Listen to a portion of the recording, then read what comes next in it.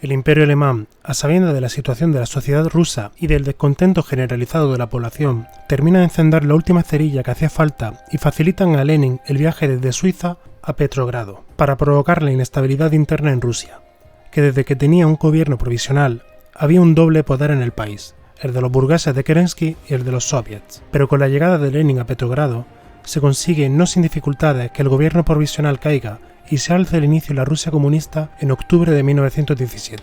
El plan alemán salió a la perfección y para el 3 de marzo de 1918, Rusia firmaba con las potencias centrales la paz de Brest-Litovsk. Pero la paz saldría muy cara para los recientes soviéticos, pues las potencias centrales no iban a desaprovechar el regalo que estaba cayendo a sus pies con la salida de los rusos, pues como condición para poder abandonar el conflicto, Finlandia, Polonia y Ucrania serían ocupadas al igual que los países bálticos. Gracias a hacerse con estos territorios, sobre todo con Ucrania, siendo este el granero de Europa, podían sobrellevar el bloqueo que Inglaterra le había impuesto por mar. Además, ahora que el frente oriental estaba vencido, los imperios centrales al fin podían evitar la lucha en dos frentes para concentrarse solo en el occidental. Misión a la que se enfrentan a contrarreloj, pues desde abril de 1917 a dicho frente se le había sumado Estados Unidos y desde el verano de 1918 los americanos mandaban 10.000 hombres al día a luchar en Francia. Gracias al haberse hecho con un ejército de 2,8 millones de soldados, más la armada estadounidense con al menos otros 2 millones de efectivos. Por lo que si querían aprovechar el final de la guerra en los dos frentes, tenían que superar a los refuerzos frescos que venían desde el otro lado del Atlántico, algo que sin lugar a duda no iban a conseguir, ya que ni los prestigiosos Hindenburg y Ludendorff, que habían salvado el frente oriental, fueron capaces de en una última gran ofensiva llegar hasta París, al ser repelidos en la segunda batalla del Marne el 15 de julio al 6 de agosto de 1918. La contraofensiva aliada acabó provocando que el alto mando alemán decidiera negociar la paz ahora que podía, antes que verse sometidos completamente por su enemigo. Entre las razones para esto estaba que el ejército alemán comenzaba a tener problemas de desobediencia, deserciones y motines, al tiempo que había huelgas y manifestaciones por parte de la población civil. Por lo tanto, era necesaria la paz o se enfrentarían a una posible insurrección comunista. Entre los eventos finales de Alemania está la abdicación del emperador Guillermo II el 9 de noviembre de 1918, a lo que se le une la proclamación de la República, mientras que el armisticio se firma el 11 de noviembre.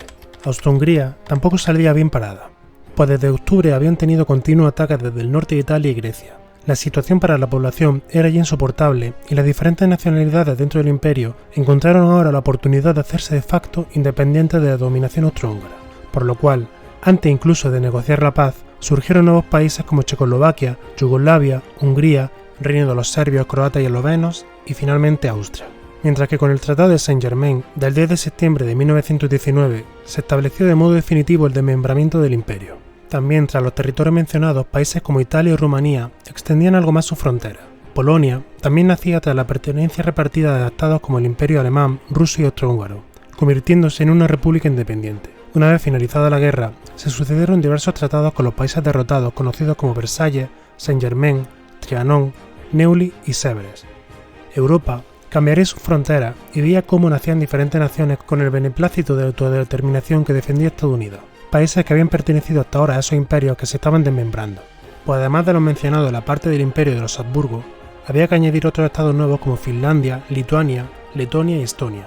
Francia, por su lado, entre las compensaciones recibidas, recuperaba de nuevo la titularidad de Alsacia y Lorena, mientras que Alemania era declarada culpable de todo el conflicto y fue condenada a pagar las reparaciones de guerra.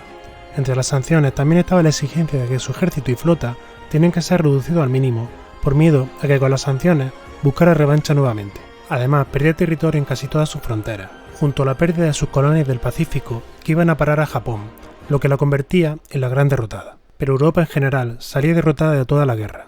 El desperdicio de recursos, la aniquilación de millones de jóvenes, el sentimiento de revanchismo entre vencedores y vencidos, la amenaza de una revolución popular comunista tras el éxito de la bolchevique en Rusia y el ascenso de Estados Unidos como nueva gran potencia, cambiarían el mundo para siempre y sentarían las bases de un futuro nada halagüeño.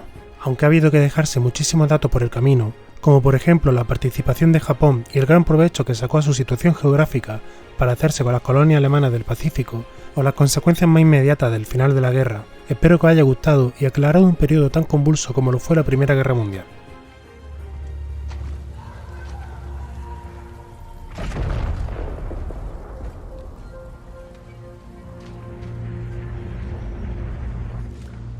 Nos presionan y les presionamos. De vez en cuando llegamos tan lejos que la luz se filtra entre las nubes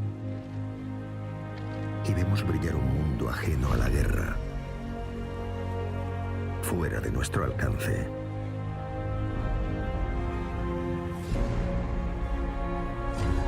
La guerra es el mundo y el mundo la guerra.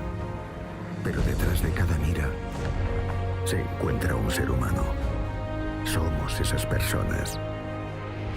Los hastiados y los ingenuos. Los honrados y los delincuentes. Somos las futuras leyendas y los olvidados por la historia.